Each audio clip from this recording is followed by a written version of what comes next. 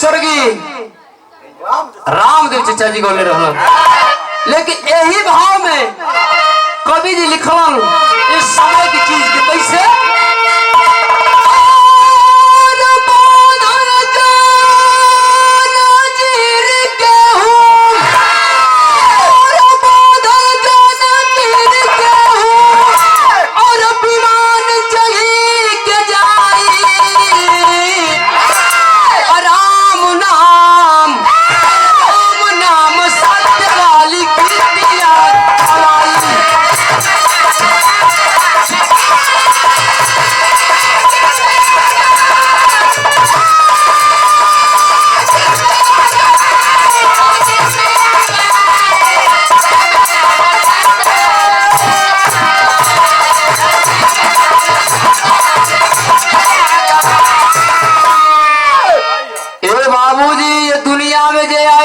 जाए के बाद से दुनिया में जे आइल बा ओके एक दिन ये बाबू जंजीर के साथ हाथ बांध करके जैसे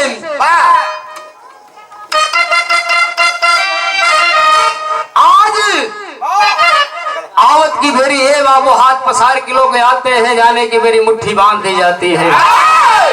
लेकिन यह टेरी का लाइन रखा मिल कैसे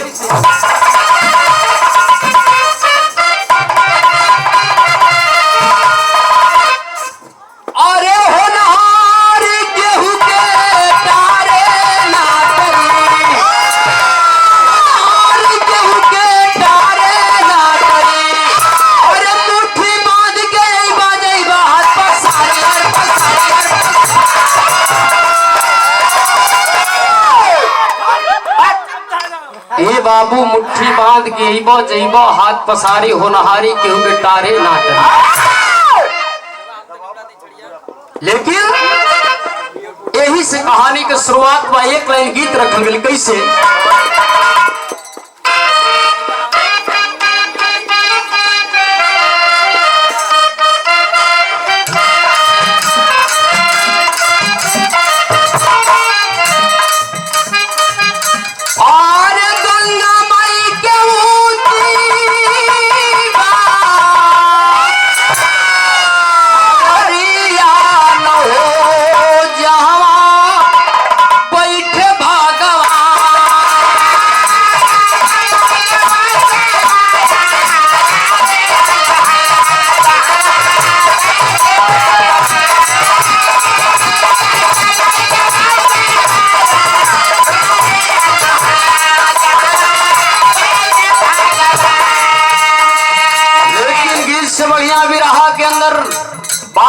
समय कमा एक समय राजा विक्रमादित्य बाबू आप लोग खाली शांति बनौले रहो।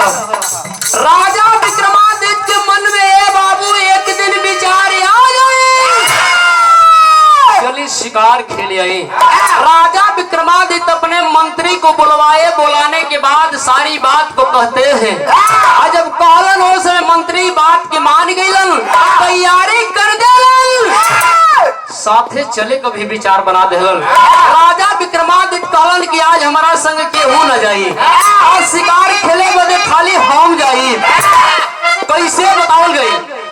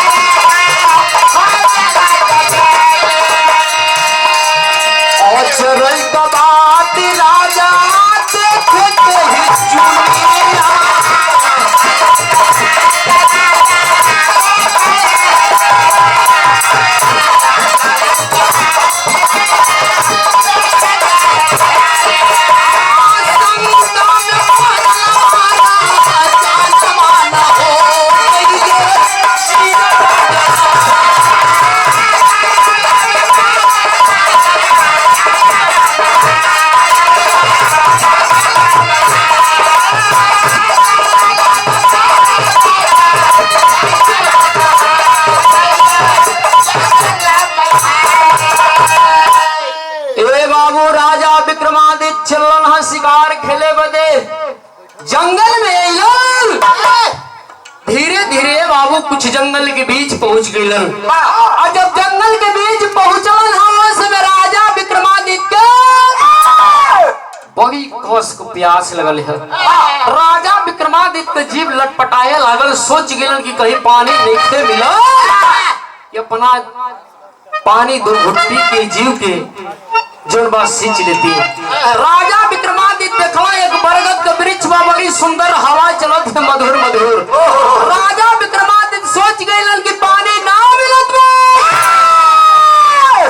कुछ क्षण बैठ के आराम कल। आराम करे बदे बैठलन, अचरज का बात देखलन, एगो भालू बा जमीनिए के खनत बा। राजा विक्रमादित्य डराए लगलन कि हमरा के देख के तना न खनत है भी तो हो करके बाबूजी झाड़ी के पीछे गइलन, जा करके दृश्य के देखलन। आज जब देखलन तो एगो अचरज घटल। का घटल?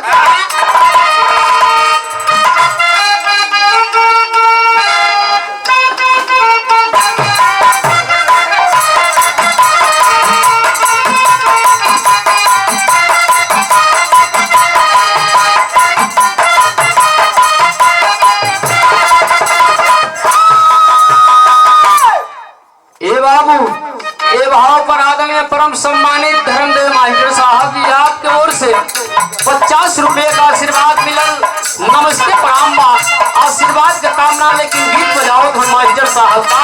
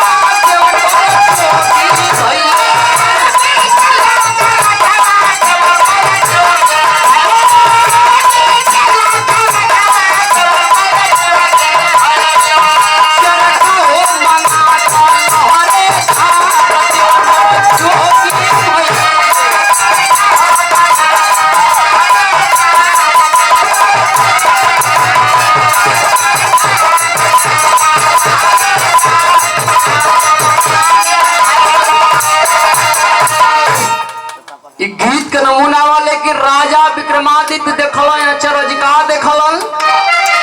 अरे वो हीरा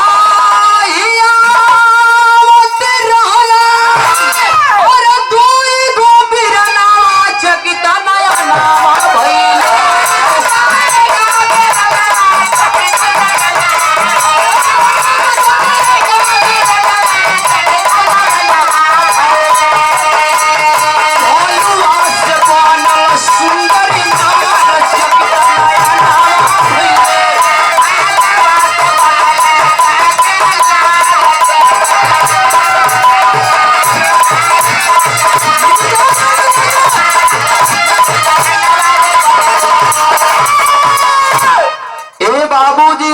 विक्रमादित्य देखलन दो सगे भाई आवत हुन। जब देखलन जीव कांपे लागल। ए भाव पर हमारे बुआ जी की ओर से 50 रुपए का आशीर्वाद मिला।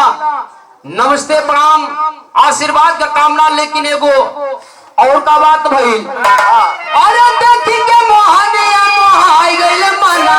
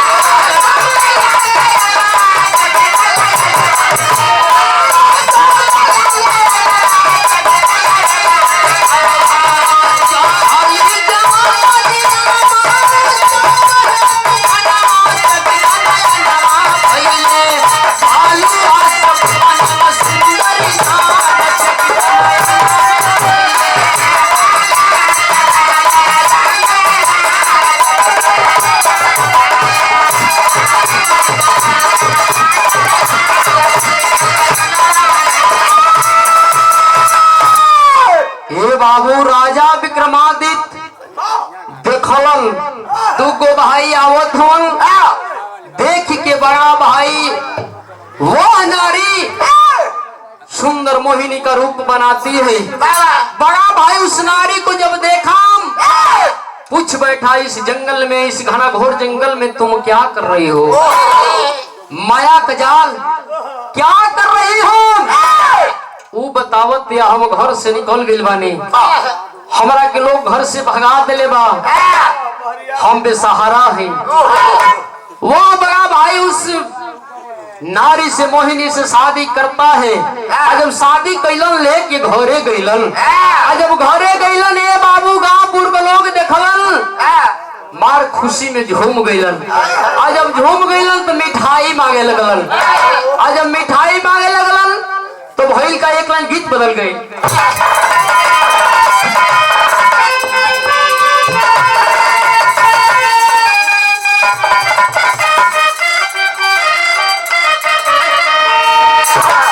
बेचन चचा कहना कैसे?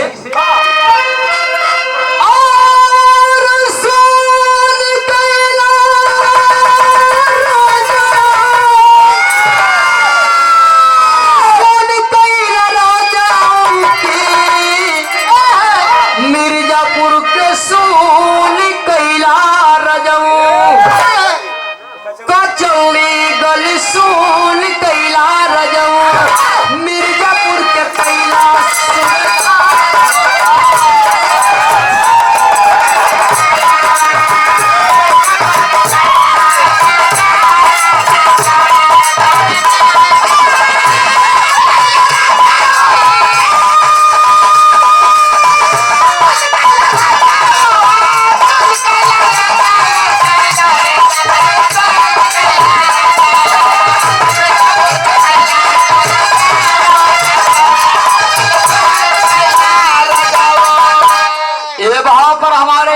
परम सम्मानित पिता तुल्य आप राजेंद्र चिचा जी, जो ए माता जी आज दुनिया में ना ही तेरही ग्रुप में मनावल जाता, वो हमारे राजेंद्र चिचा जी के माता जी रहले हैं। चचा जी की ओर से 100 रुपए का आशीर्वाद मिलल, लेकिन कैसे भाव के अंदर रखल गई।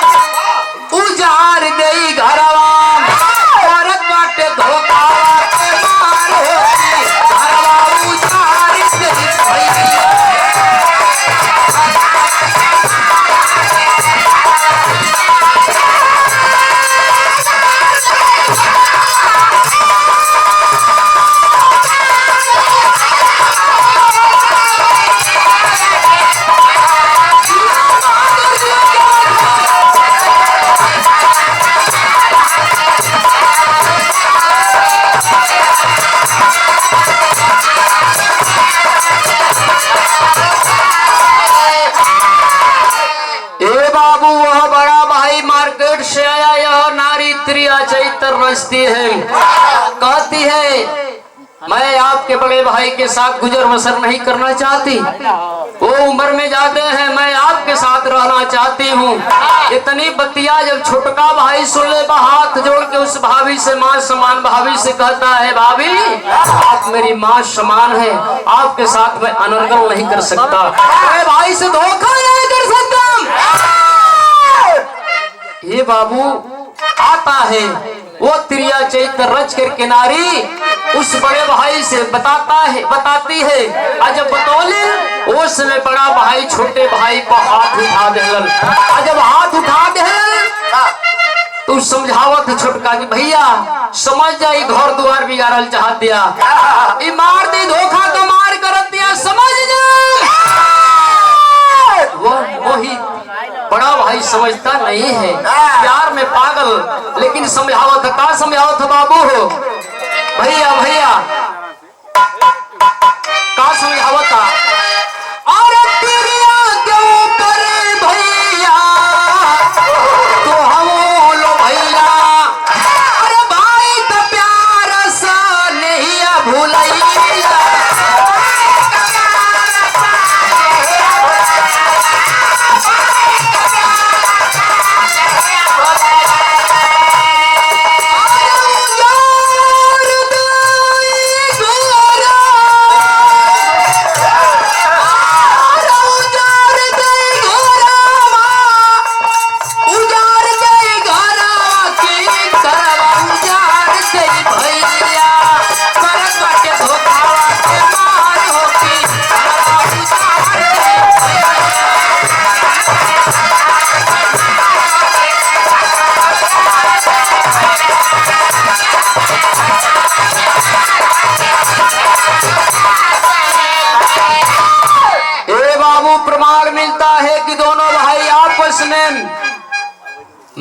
मिल के बाबू आपस में मिल करके दोनों भाई इस दुनिया को छोड़ करके चल बसे। आज जब चल बसलन वो समय मोहिनी एगो काम कैलस। का कैलस बाबू? गीत बदल गई।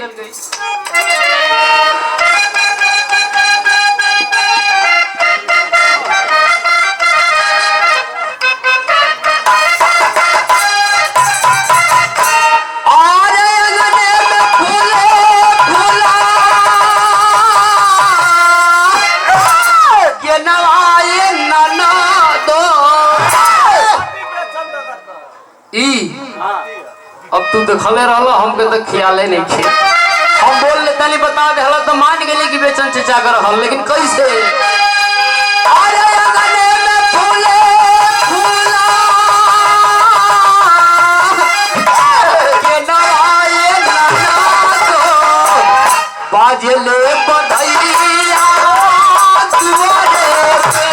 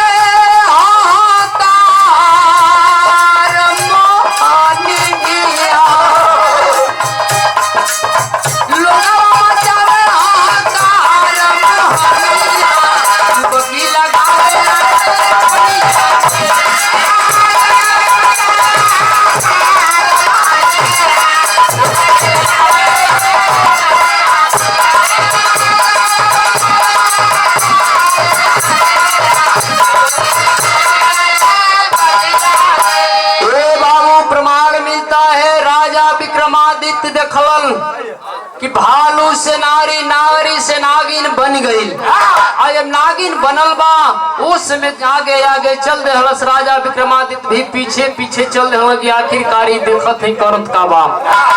गईले बाबू धीरे धीरे जमुना के किनारे पहुंचल बा। उस समय नैया पर सवार होके सैकड़ों लोग ये पार से वो पार होत रहलन। जा करके नागिन बीच दरिया में फुफकारना शुरू कर देती है। अपने अपने प्राण के बचावे बदे बाबू सब लोग ये हर से वो हर, दाएं से बाएं होके में नैया डुबकी खा गई। सभी के सभी लोग दुनिया के छोड़ के चल बसलन। आज जब चल बसलन उस समय वो नागिन एगो घटना घटोलस। का कैलस? खड़ी की लाइन में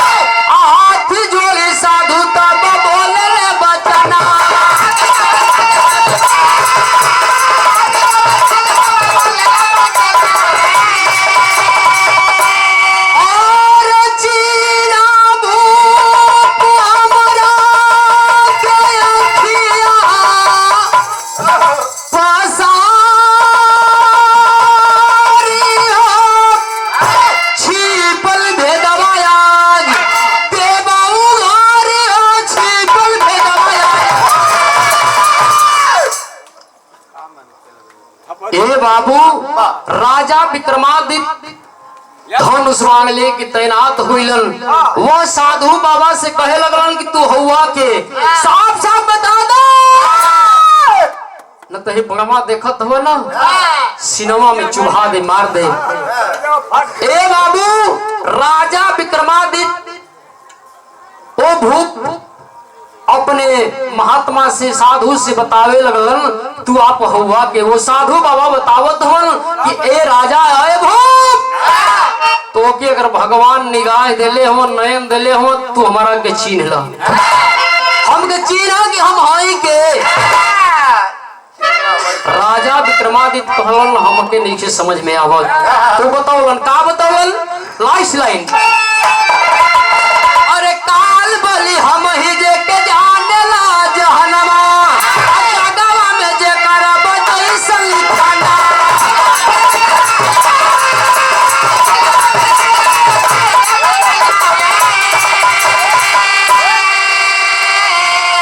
ए बाबू राजा विक्रमादित्य से वह महात्मा जी कहलन हमार नाम महाकाल है, हमार नाम महाकाल है। दुनिया में जगत में जेकर जैसन लिखन तो होला।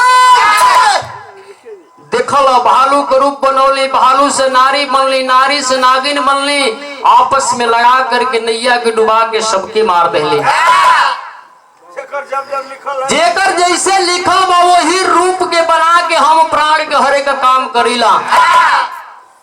राजा विक्रमादित्य जब सुनल हाथ जोड़ के खड़ा हो गया, गनगन गनगन कांपत हो प्रभु हम आपके पहचान ना पौले, हमसे बड़ी भूल भइल। बताओलन का बताओलन,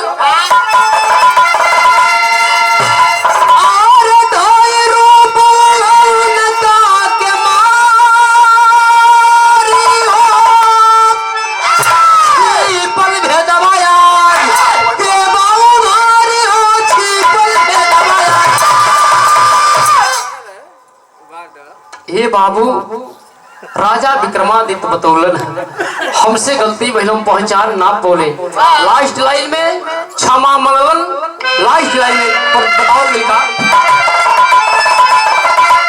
गुरु बिहारी गुरु गणेश गुरु